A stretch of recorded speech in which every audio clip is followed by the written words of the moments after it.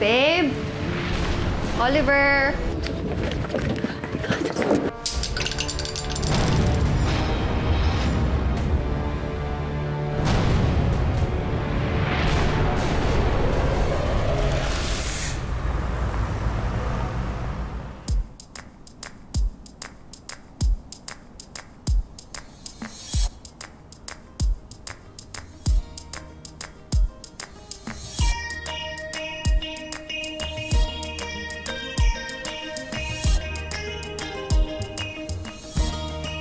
Nandito lahat ang importanteng bagay, ha? Yung gamot niya sa umaga, nandito. Yung gamot niya sa gabi, nakasulat din dito. Nandito rin lahat ng emergency hotlines. Okay? Kapag hindi mo alam gagawin mo, ito yung mga tatawagan mo.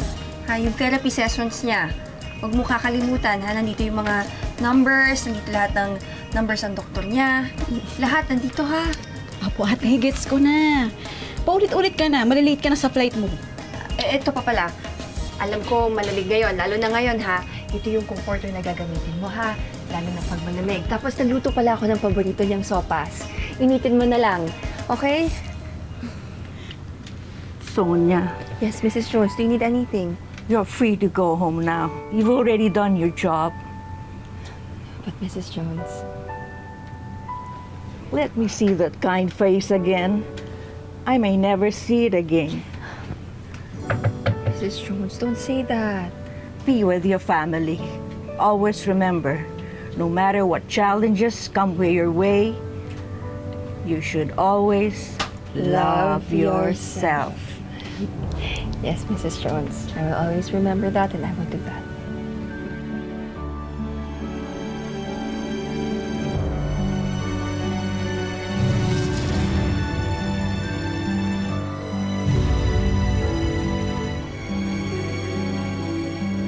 Go ahead. Bye-bye. Nang matapos ang kontrata ko dito sa London, hindi na ako nagpa-renew pa kahit mahirap iwan ng pasyente ko si Mrs. Jones. Siya na rin na nagsabi na huwag kong pabayaan ang pamilya ko hanggang may oras pa ako. At yan nga ang gagawin ko. Ang alagaan naman ang mag-ama ko. Bye, Ate Sonia. Ingat.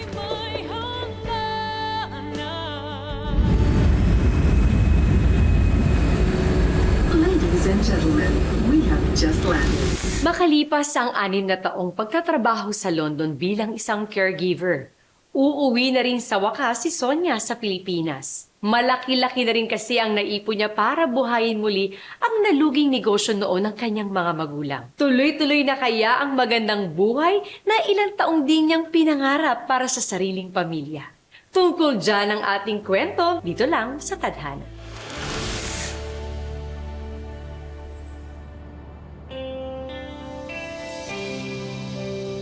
Ito na ang bunga ng 6 na taong pag-a-abroad.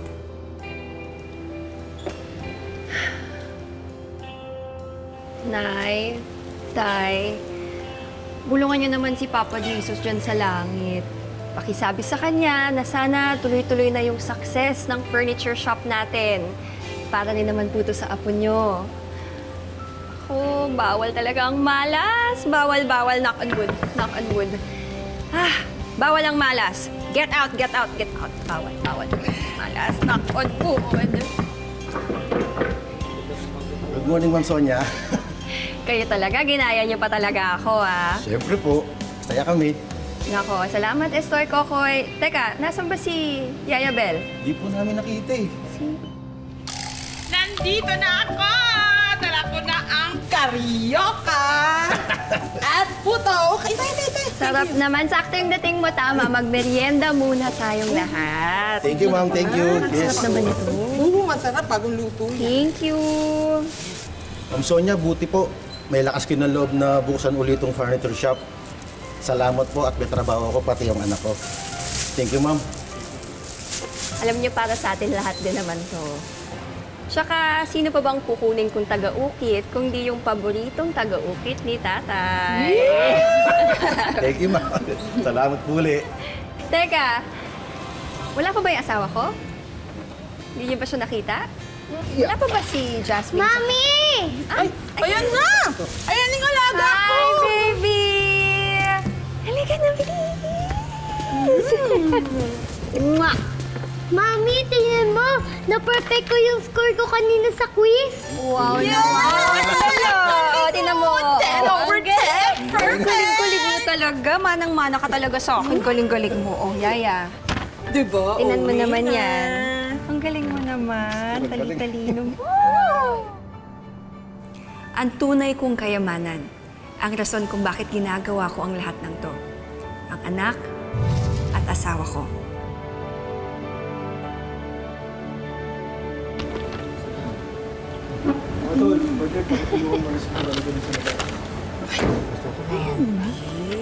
Ang galing, di ba?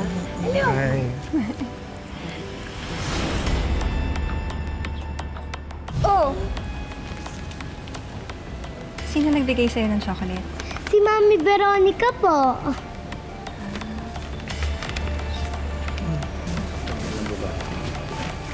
Episode niya. Alam mo, ibang nararamdaman ko sa babaeng niya. O sige, kayo nang bahala dun ha. Sige, salamat. Veronica, gusto mo magmerienda? Yaya, may merienda ka dyan, di ba? Teka lang, binabasa ko pa exam. Paayos muna. Hindi ko naman alam na kasama mo yung asawa ko. Nakita kasi ako ni Kuya na namimigay ng mga flyers dun sa kanto, kaya sinabay niya na ako. Ikaw ba nagbigay ng chocolate sa anak ko? Oo. Kasi kanina niya pa inaawitan yan, di ba? Ang sabi niya kasi, pinagbabawalan mo daw siya sa chocolates.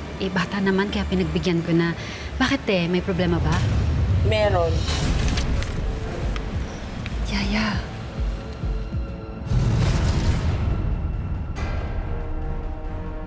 Wala namang problema na bigyan mo siya ng chocolate. Huwag lang palagi. Nawawalan kasi siya ng gana kumain kapag ganyan eh. Ganun ba? Siguro, ganun talaga yung mga bata kapag hindi nasasarapan sa pagkain.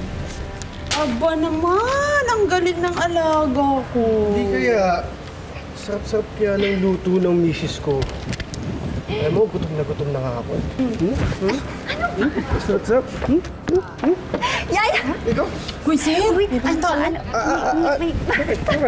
may Ano? bata. Ano, ha? Tsaka alam mo ba? Ano ka naman yun eh? Baka mo. Ano ba yun ang kape? Saan ka pupunta? Matatanggal ng umay. May problema ba? Wala. Kaya mo siya. Ganyan lang talaga yan. Basta tayo happy. Okay. Babe, sabi ni Yaya Bel, napansin niya na madalas daw kayo magkasama ni Veronica. Ha? Hindi naman ah. Ay, nako, yan si Yaya Bel talaga. Nagmamarites na naman. Yan din yung sinabi ko sa kanya. At nagselos ka naman. Hindi, no? Ba't naman ako magsiselos? Bakit? Dapat ba ako magselos? Sus. Alam mo, ikaw, Ano ba? magsiselos ka pa, imayat-maya naman ako nakapulupot sa'yo. Okay na. Okay na. Sige na, tama na. Nagaling yung phone mo. Kaya mo siya. Kung hindi mo sasagutin, ako sasagot. Ay, ako, Oh, ayan, rinap ko na. Sino ba yan, ha? Pwede naman natin ituloy. Ay, Sino ba tumatawag sa'yo this oras ng gabi? si Ron. Yung tropa ko, nagaya naman mag-inuman. Ayoko nga. Kasi mas masayang kabanding ang misis ko. Diba?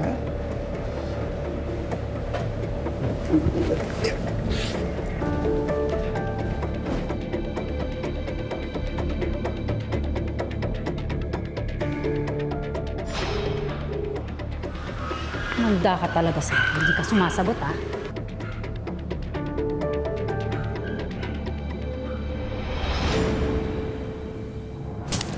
Nabulok ako kakahintay kagabi. Ni text, ni tawag, wala kang ginawa. Eh, ikaw naman kasi. Sinabi ko sa'yong huwag ka tatawag pag magkasama kami ni Sonia. Munti pa ako mahuli dahil sa'yo. Nakakairita kayo kahapon, eh. Kasi itong Sonia na to, talagang pinapamukha sa akin na ako pa yung masama na binigyan ko ng chocolate si Jasmine. Ako kung alam niya lang talaga.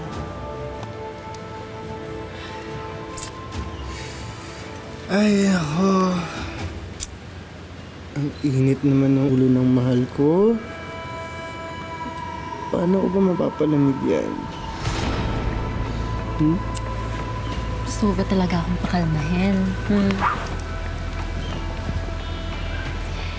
Bakit hindi natin subukan kung maganda talaga ang quality ng sofa na to? Habang walang tao.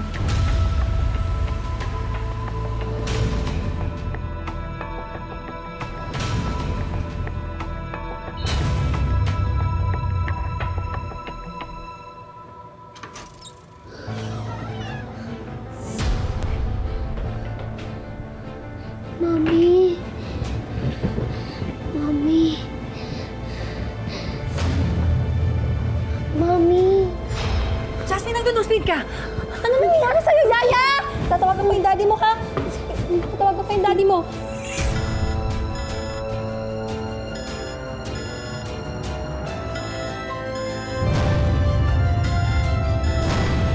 Yaya Bell!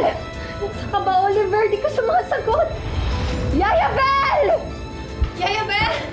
Si Jasmine! Si Jasmine! Nandun, speed! Yes!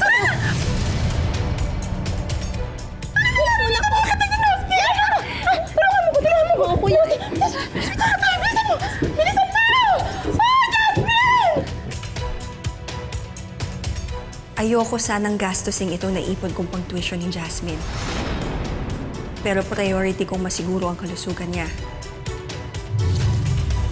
Hindi ko mapapatawad ang sarili ko kung may masamang mangyari sa anak ko.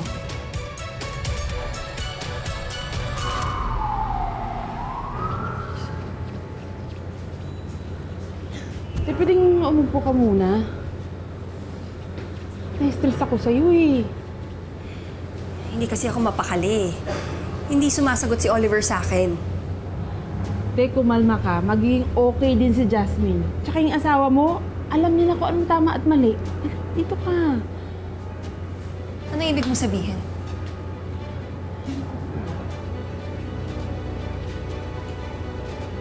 Mrs. Acosta, may dengue hemorrhagic fever po ang anak ninyo.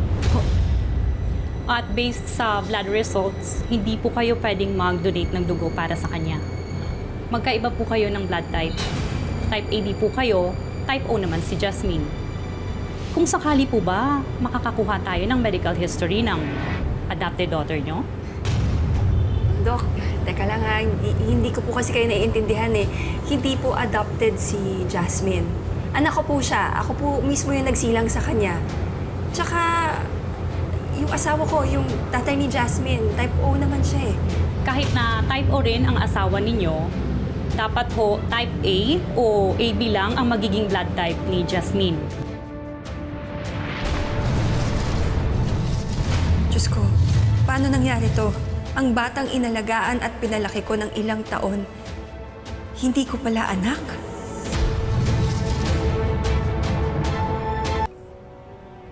Kung hindi ako, sino?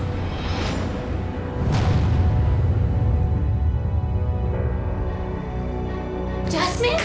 Jasmine! Nasaan si Jasmine? Ikaw yaya ka, pabaya ka eh. Ano bang ginagawa mo? Wala kang ginagawa, hindi mo ginagawa trabaho mo. You're Ano ba kaya ang pinagsasabi mo? Kung makaasta ka, akala mo, nanay ka ng alaga ko, ha? concern lang naman ako.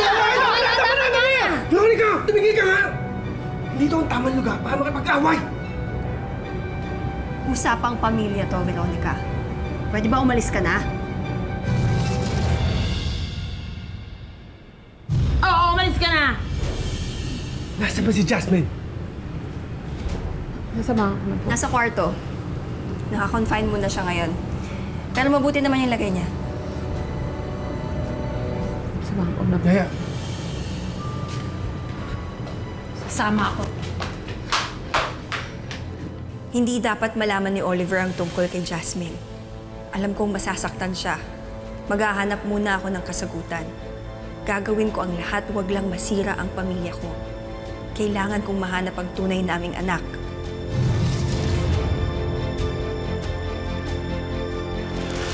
Grabe naman! Kahit sino siguro ay kukulo talaga ang dugo sa natuklasan ni Sonia. Paano mangyayari yun? Totoo nga kayang hindi niya tunay na anak si Jasmine?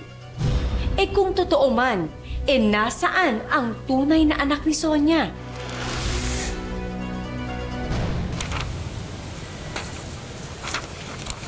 Imposible talaga yung sinasabi ng doktor. Naaalala ko pa yung araw na yun eh.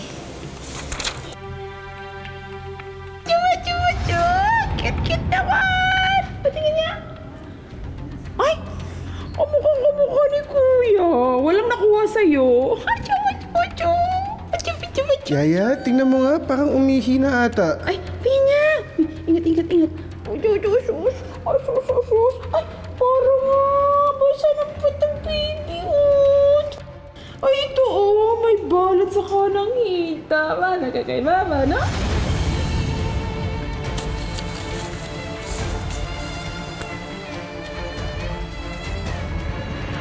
Meron nga. Yung balat sa kanang hita.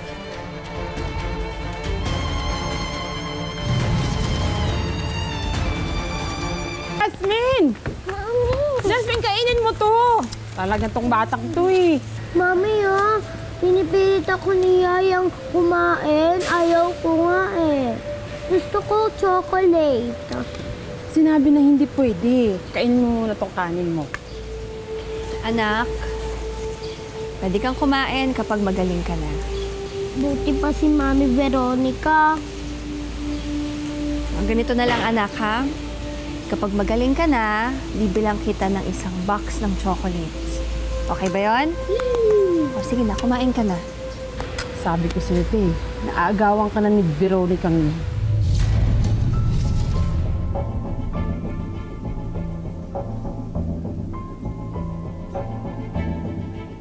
Kahit konting marka lang o pahid ng balat, maniniwala akong anak ko ang katabi ko. Diyos ko, kahit konting pag-asa lang. Nak, halika. May titignan lang ako, ha? Check lang ako, ha?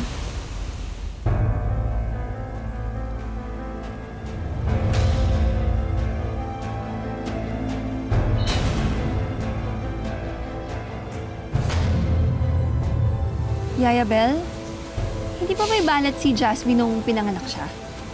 Oo, te. Pero napakaliit lang nun eh. Baka naman nag-fade na. Bakit may problema ba? Mami, what's wrong? Dadalhin niyo na pa po ako ulit sa hospital. Ayaw ko na po. Gusto ko na po dito. No. No, baby. No. Hindi na. Dito ka lang sa bahay. Dito ka magpapagaling. Okay? Nawala nga lang ba ang balat ng anak ko o totoong sinasabi ng doktor? Kailangan ko na yatang harapin ang katotohanan, pero kailangan ko ng tutulong sa akin.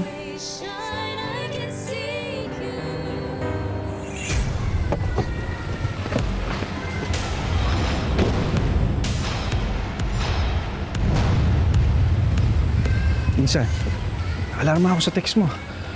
Kumusta na pamangkin ko? Naka-recover na si Jasmine from dengue. Pero hindi yun dahilan kung bakit gusto ko makipagkita sa'yo. Kailangan kong malaman kung tunay na anak ko ba si Jasmine. At kung hindi naman, nasaan ang tunay na anak namin ni Oliver?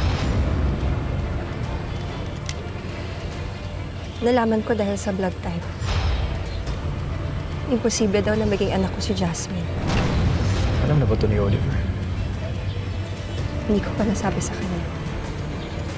Natatakot ako eh. Kapag nalaman niya, baka iwan niya kami ni Jasmine. Kung minsan, naisip ko sana hindi ko na lang nalaman eh. Huwag ka maglala, Insan. Tutulungan kita. Dinala mo ba yung sinasabi kong dadalhin mo? Oo. Ito yung toothbrush naming tatlo. Naka-label na lang din yan. Kung mag-iimbestiga tayo, mas mabuting alamin natin ang lahat. Tsaka yung posibilidad na baka anak ni Oliver si Jasmine. sa insan. Magpakatatag ka, ha?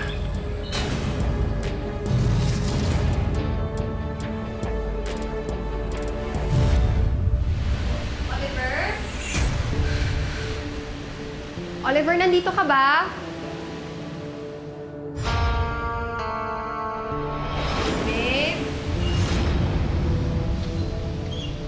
Oliver? Babe?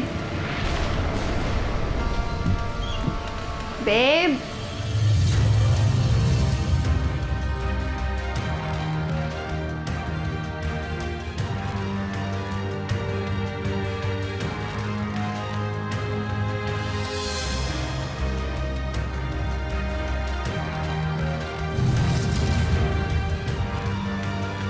Oliver?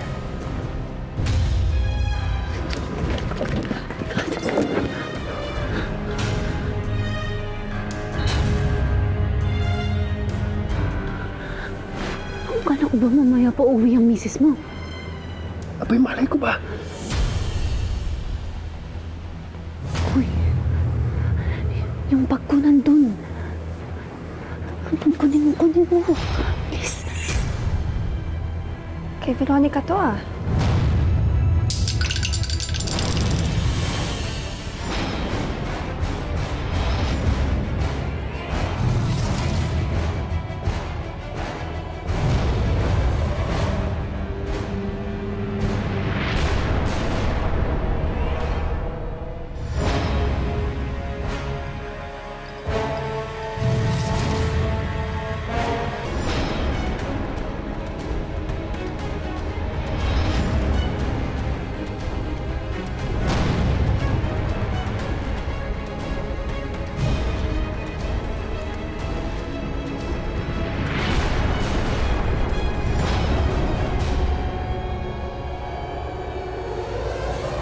Ma'am?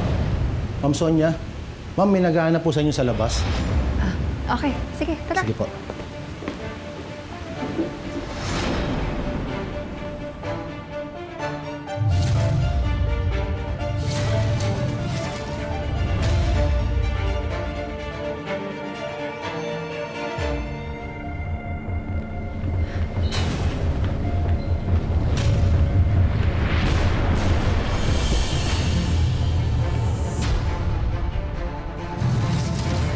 Anong ginagawa nyo?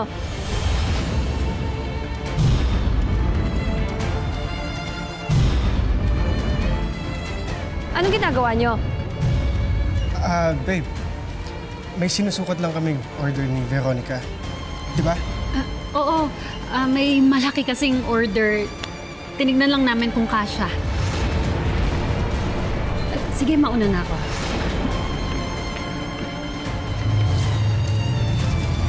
Babe.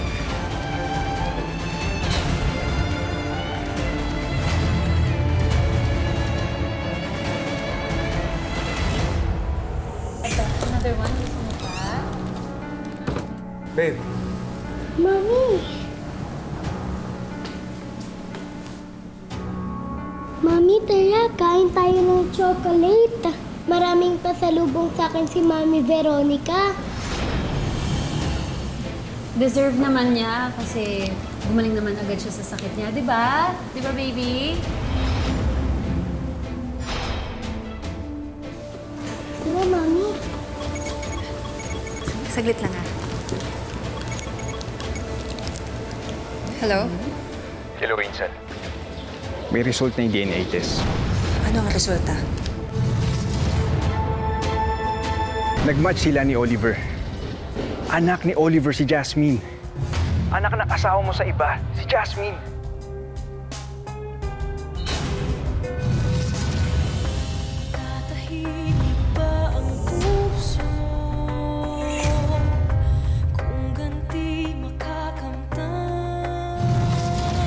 Babe. Okay ka lang? Sino ba yung kausap mo? Maraming sumagi sa isipan ko ng mga oras na yon. Nagtaksil ang asawa ko sa akin on so many levels.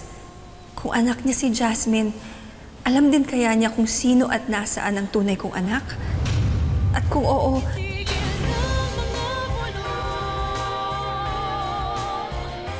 Bakit niya nagawa sa akin to? Puno man ng galit ang puso ko. Agad itong napalitan ng takot. Takot na mawala si Jasmine sa buhay ko. Takot na gumuho ang mundo ko.